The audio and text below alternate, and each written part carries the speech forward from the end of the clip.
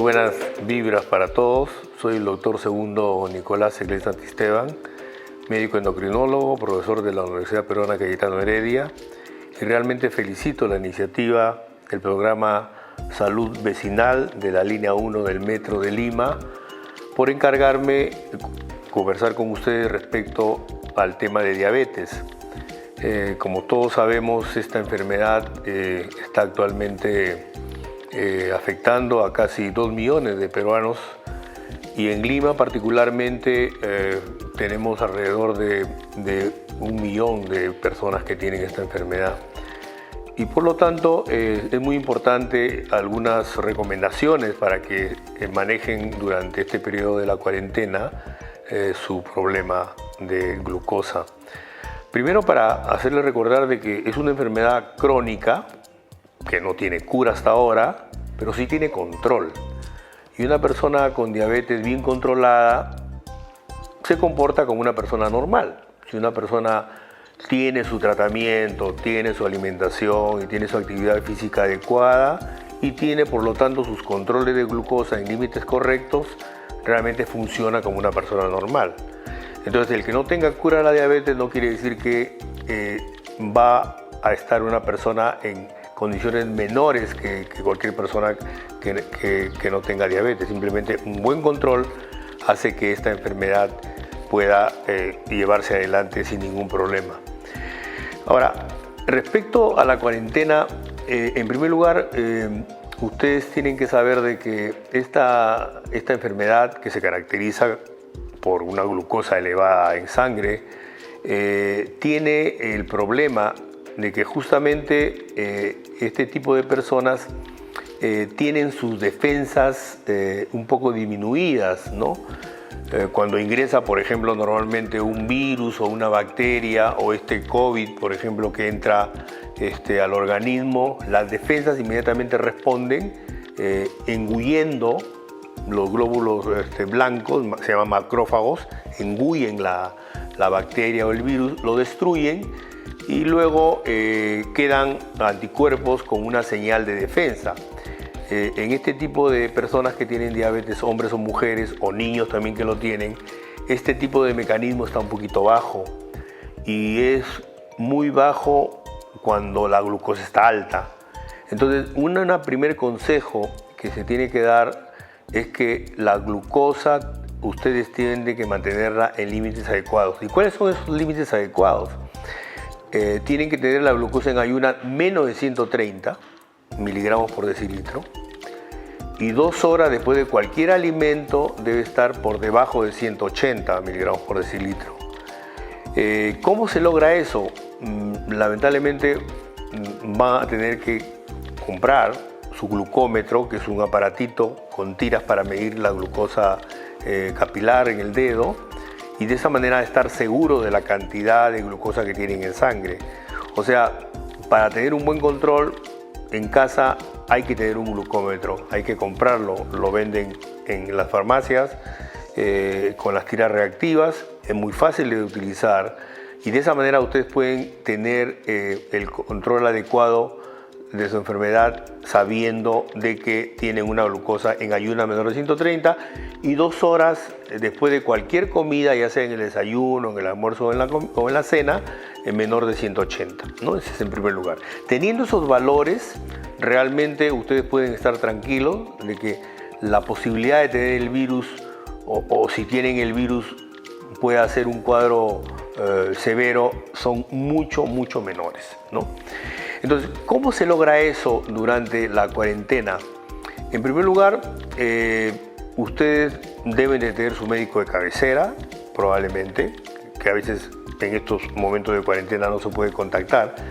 Pero, por ejemplo, en el régimen alimenticio, en primer lugar, tienen ustedes que saber adecuar la alimentación para tener una alimentación correcta que les permita tener la cantidad de calorías y la cantidad de defensas adecuadas, y de esa manera una buena alimentación significa una alimentación saludable, que significa, como ahora sabemos, que la persona con diabetes puede comer de todo, excepto azúcar, por supuesto, porque tiene la glucosa alta, y excepto algunas harinas refinadas, como por ejemplo las empanadas, las galletas, las tostadas, que tienen altas cantidades de carbohidratos y se pueden elevar en la sangre la glucosa.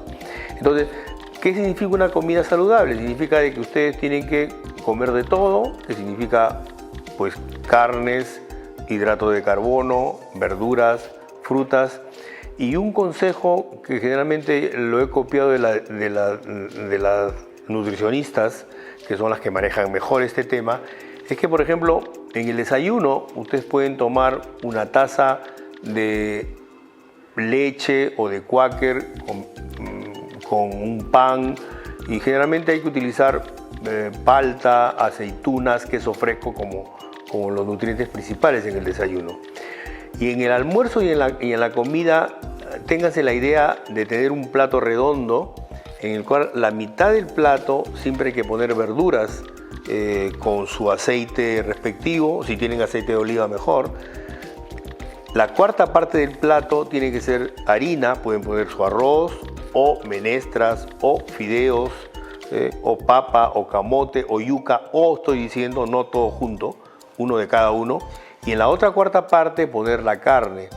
Carne que generalmente nosotros recomendamos carne blanca, sobre todo pescado, que tiene omega 3 y omega 6, pescado de piel oscura, o puede ser un pedazo de pollo, o un pedazo de gallina, o carne de res, pero en esa proporción, ¿no? Un plato redondo, la mitad verduras, la cuarta parte las harinas y la otra cuarta parte las carnes. Entonces, esa es la alimentación saludable, y pueden poner como postre las frutas. Frutas de preferencia no tan dulces, ¿no? Frutas cítricas, por ejemplo, manzana, pera, naranja, toronja, fresas, ¿no? Que son frutas que tienen muy poca cantidad de fructosa y no se convierten muy rápidamente en glucosa cuando se comen. Es en función del alimento. En segundo lugar, el medicamento que ustedes están tomando, ¿no?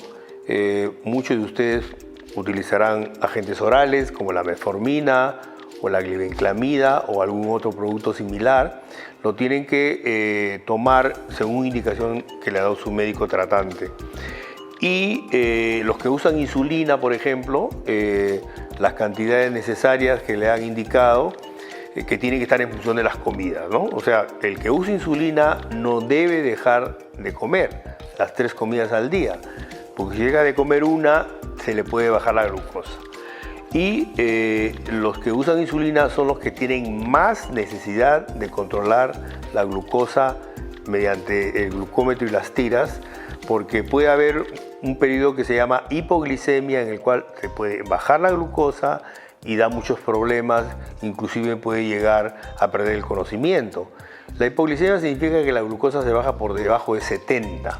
Entonces ahí es el territorio en el cual ustedes deben de tener mucho cuidado en relación al medicamento que están tomando, o bien bajar la dosis de insulina o del medicamento, o bien tratar de cumplir las 3 comidas al día que siempre se recomiendan en los pacientes con este tipo de temas.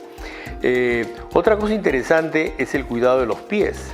En esta cuarentena, cuando uno está en la casa, está claramente demostrado que los accidentes suceden más en casa muchas veces que afuera en la calle. Y en la casa procurar no andar sin zapatos, procurar andar siempre con calcetines, o por lo menos con un calzado ligero, cómodo, que les permita no tener un contacto directo con el suelo, ¿no? Una protección, porque muchas veces muchas de las personas con diabetes tienen problemas de sensibilidad en los pies, y entonces se pueden hincar, se pueden cortar, se pueden quemar y no sienten, y ahí comienza la úlcera, comienza el pie diabético, que termina muchas veces mal con amputaciones. Entonces ese es un consejo en relación al tema de los pies. Ya hemos hablado de la dieta, hemos hablado de los medicamentos y hemos hablado de los pies. Ahora hablemos del ejercicio. El ejercicio es muy importante en las personas con diabetes. Tampoco no se le pide a las personas con diabetes que sean unos atletas y que salgan a correr, porque además en la cuarentena no se puede. pero en la casa puede haber una caminata de unos 15, 20 minutos después de cada comida que puede ayudar para que la glucosa no se suba después de los alimentos. Porque una de las cosas que muchas veces uno no controla es la glucosa después de los alimentos, lo que se llama glucosa postprandial, que muchas veces se sube por encima de 200 después de cualquier alimento, y eso es malo. Entonces el ejercicio después del alimento, del desayuno, del almuerzo o de la cena, ayuda a que eso no suceda, y por lo tanto se recomienda que caminen unos 15 minutos, 20 minutos dentro de la casa, un ida y vuelta después de los alimentos, y de esa manera vamos a evitar de que suceda esta elevación de la glucosa. Entonces, de esa manera el control lo van a tener de manera correcta y se va a evitar de que puedan ustedes tener algún tipo de complicaciones por la enfermedad.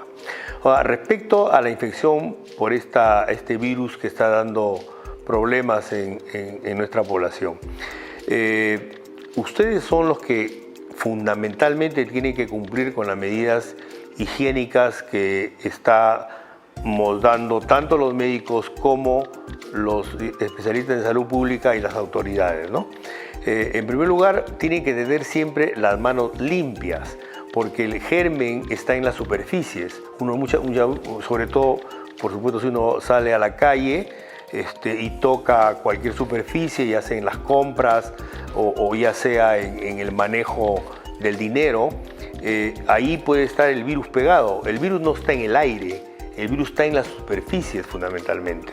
Y por lo tanto uno tiene que estarse lavando las manos permanentemente con agua y jabón para tratar de que el virus está pegado en las manos, desaparezca. En segundo lugar, siempre hay que utilizar mascarillas cuando uno sale fuera de la casa. Realmente eso ha estado mucho en discusión, pero ahora la Organización Mundial de la Salud ha indicado que hay que utilizar mascarilla de todas maneras, porque uno nunca sabe cuándo se va a encontrar con personas que tienen el virus pero que no tienen síntomas y que de repente tosen, estornudan y mandan el virus a la intemperie, que por supuesto está pocos minutos y después cae a la superficie, pero uno nunca sabe realmente en qué momento puede suceder ello, y por lo tanto la mascarilla es una prevención sobre todo de poder adquirir esta enfermedad, y por lo tanto hay que utilizarla. En tercer lugar, lo que se llama distanciamiento social, que simplemente significa de que ustedes tienen que estar alejados por lo menos de 1 a 2 metros de la otra persona, evitar los contactos. Recomiendan guantes también para poder manejar en las compras sobre todo, pero el distanciamiento social es muy importante porque este virus, cuando la persona tose o estornuda o habla, tiene un máximo de esparcimiento de 1 metro, y por lo tanto las personas que están lejos de 1 metro o 2, si es posible, es mucho mejor, ¿no? La otra recomendación que se hace sobre todo para las personas con diabetes es que estén bien hidratadas, que tomen mucho líquido. Estamos hablando de 2-3 litros al día de agua, no de jugos, no de extractos, sino de agua. El agua es un elemento muy importante que ayuda a que las personas puedan estar bien hidratadas y que puedan de esa manera también por la vía urinaria botar la glucosa si es que está en exceso. Estas recomendaciones generales que han dado para las personas, en general los pacientes que tienen diabetes, hombres, mujeres o niños, lo tienen que seguir muy estrictos, porque está demostrado por los datos que tenemos de China, de Europa, de Estados Unidos, que las personas que tienen diabetes son uno de los grupos más vulnerables a esta enfermedad, tanto para adquirir el virus, y cuando lo adquieren hacen cuadros graves. Entonces tenemos que evitar eso, manteniendo con mucha meticulosidad estas medidas higiénico-dietéticas, tratar de que los controles de glucosa estén correctamente implementados con los valores que les he mencionado, y tratando de hacer ejercicio en casa que permita mantener una buena oxigenación del cuerpo. Hay que tener el teléfono a la mano de su médico tratante, o si no, los teléfonos que hay circulando en los medios de comunicación de personas que pueden apoyarlos, y creo que de esa manera ustedes van a poder controlarse correctamente de esta enfermedad que realmente, como vuelvo a repetir, si ustedes la controlan correctamente no va a haber posibilidad que puedan tener la infección por el virus, y si lo tienen no van a ser cuadros severos como muchas veces se ha mostrado en las diferentes estadísticas. Una cosa importante que quiero recalcar antes de terminar estos consejos es lo que se refiere a lo que muchos llaman, entre comillas, diabetes emotiva.